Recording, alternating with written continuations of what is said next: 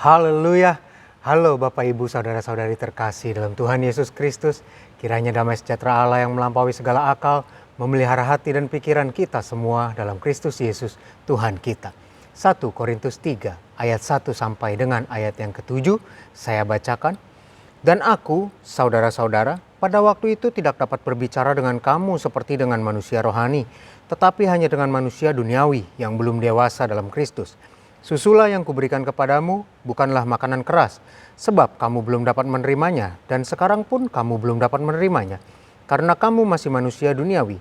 Sebab jika di antara kamu ada iri hati dan perselisihan, bukankah hal itu menunjukkan bahwa kamu manusia duniawi dan bahwa kamu hidup secara manusiawi?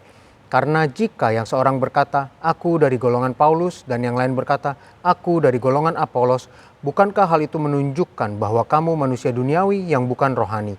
Jadi apakah Apolos, apakah Paulus, pelayan-pelayan Tuhan yang olehnya kamu menjadi percaya, masing-masing menurut jalan yang diberikan Tuhan kepadanya. Aku menanam, Apolos menyiram, tetapi Allah yang memberi pertumbuhan. Karena itu yang penting bukanlah yang menanam atau yang menyiram, melainkan Allah yang memberi pertumbuhan. Bapak Ibu Saudara-saudari, tipe hamba Tuhan ada tipe seperti Paulus, ada juga tipe seperti Apolos. Seperti Paulus, orang yang terpelajar, menyampaikan firman Tuhan dengan cara seperti guru, mendidik, mengajar. Tetapi ada juga tipe hamba Tuhan seperti Apolos yang menyampaikan lebih ke kehidupan sehari-hari. Dan apa yang disampaikan oleh mereka tentunya adalah firman Tuhan. Demikian juga di antara jemaat ada orang-orang yang senang mendengar pengajaran, senang mendengar didikan seperti yang diajarkan oleh Paulus. Tetapi ada juga jemaat yang senang mendengar bagaimana hidup sehari-hari sesuai dengan apa yang diajarkan firman Tuhan. Dua-duanya tidak salah. Di dalam gereja kita, hamba Tuhan atau gembala dan setiap hamba Tuhan yang ditunjuk oleh gembala, oleh Tuhan untuk berbicara menyampaikan firman Tuhan di gereja kita, ada waktunya ketika gembala atau hamba Tuhan tersebut menyampaikan firman Tuhan seperti sedang mengajar. Tetapi ada waktunya juga firman Tuhan disampaikan dalam praktek hidup sehari-hari. Nah, ini semua jangan sampai membuat kita berselisih satu sama lain atau membuat kita menjadi lupa tujuan utama dari firman Tuhan, yaitu Allah yang memberi pertumbuhan. Jadi ketika hamba Tuhan atau gembala menyampaikan pengajaran, terus kita tidak mengerti, lalu kita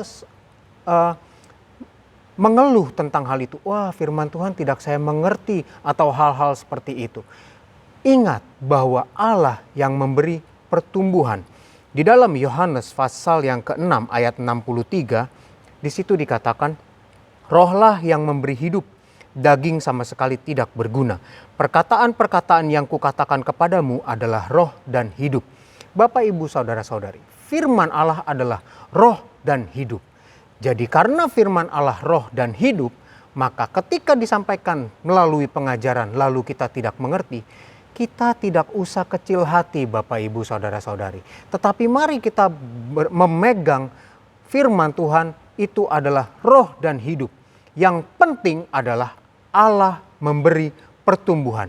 Jadi walaupun saat itu tidak kita mengerti, jangan kecil hati. Allah memberi pertumbuhan.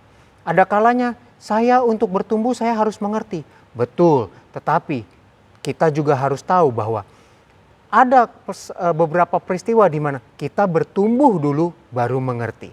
Jadi walaupun kita belum mengerti, tapi kita ikuti perkembangan roh. Kita bertumbuh dulu. Di situ kita bisa mengerti. Karena roh Allah adalah, karena firman Allah adalah roh dan hidup. Dan Allah memberi pertumbuhan melalui firman Tuhan. Puji Tuhan, mari kita berdoa. Haleluya, Tuhan Yesus, Engkau luar biasa. Engkau hidup, demikian juga firman-Mu hidup. Dan Tuhan, kami percaya firman-Mu yang adalah roh dan hidup yang akan memberi kami pertumbuhan. Walaupun kami belum mengerti firman-Mu Tuhan, tapi kami percaya roh-Mu hidup dan membuat kami bertumbuh. Dan dalam beberapa peristiwa Tuhan, kami perlu bertumbuh dulu supaya kami mengerti firman-Mu. Dan kami mengimani ini. Terima kasih Tuhan Yesus, terima kasih. Tolong kami semua supaya kami Tuhan dapat bertumbuh dan mengerti firman-Mu. Terima kasih Tuhan. Tuhan Yesus, hari ini Tuhan ada aktivitas-aktivitas yang akan kami kerjakan. Profesionalisme yang kami tekuni Tuhan. Yang bekerja di kantor, yang berwirausaha, Tuhan, segala hikmat hanya daripada-Mu. Dan kami berdoa Tuhan, biar kiranya hikmat yang daripada-Mu mengurapi setiap kami.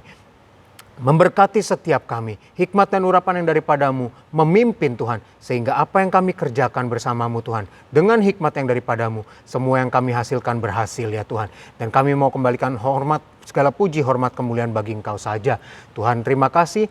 Dan dalam menjalankan aktivitas kami Tuhan, kami berdoa, jaga lindungi setiap kami. Tuhan tutup bungkus, jauhkan dari segala sesuatu yang tidak kami inginkan. Segala sakit penyakit, segala niat jahat, segala sesuatu yang tidak berkenan Tuhan. Tuhan jauhkan daripada kami. Tuhan beri kami kesehatan, kekuatan. Tuhan kami serahkan hidup kami kepadamu. Dalam penyertaan-Mu, dalam perlindungan-Mu. Terima kasih Tuhan, terima kasih. Kami serahkan hidup kami kepadamu. Di dalam nama Tuhan Yesus Kristus. Haleluya. Amin. Selamat beraktivitas. Tuhan Yesus memberkati.